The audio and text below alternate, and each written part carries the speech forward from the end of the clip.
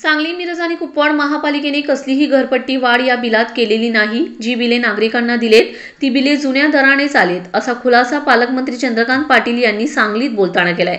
नागरिकांना ज्या वाढीव नोटिसा आल्या आहेत ती घरपट्टी बिले नाहीत तर प्रस्तावित बिलांच्या नोटिसा आहेत। त्यामुळे घरपट्टी वाढली असे नाही, त्यामुळे आंदोलन करण्याचे कारणच नाही। नागरिकांनी जुन्याच दराप्रमाणे आपली घरपट्टी भरायची असून 2025-26 ची घरपट्टी सुद्धा जुन्याच बिलाप्रमाणे भरायची।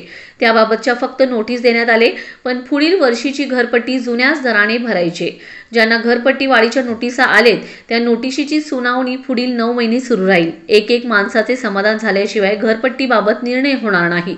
प्रत्येकाच्या हरकतीवर सुनावणी होणार असून त्यानंतर सुद्धा कोणाची तक्रार असेल तर आयुक्त पालकमंत्री यांच्याकडे अपील करता येईल। आता केलेल्या सर्वेक्षणाचे पुन्हा फिजिकल सर्वेक्षण केले जाणार असून केलेल्या सर्वेच्या आधारे कोणालाही बिल देण्यात आलेलं नाही, तर ती फक्त प्रस्तावित नोटीस आहे, असेही चंद्रकांत पाटील यांनी स्पष्ट केले।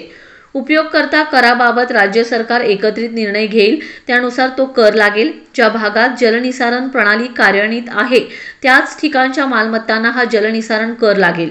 वाणिज्य भाडेकरू कराबाबत 58% भाडे मूल्य जाचकच आहे, असे चंद्रकांत दादांनी स्पष्ट करीत त्याबाबत आजूबाजूच्या महापालिकांची माहिती घेऊन निर्णय घेऊ, तोपर्यंत आहे ते बिल भरा।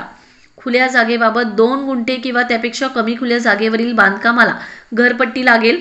मोकळ्या जागेला कसलीही घरपट्टी लागणार नाही। पार्किंगबाबत स्वतःची पार्किंग व्यवस्था ज्यांनी केली असेल तर त्यांना प्रोत्साहन म्हणून पार्किंग कर रद्द केला जाईल, असेही पालकमंत्री चंद्रकांत पाटील यांनी सांगितले।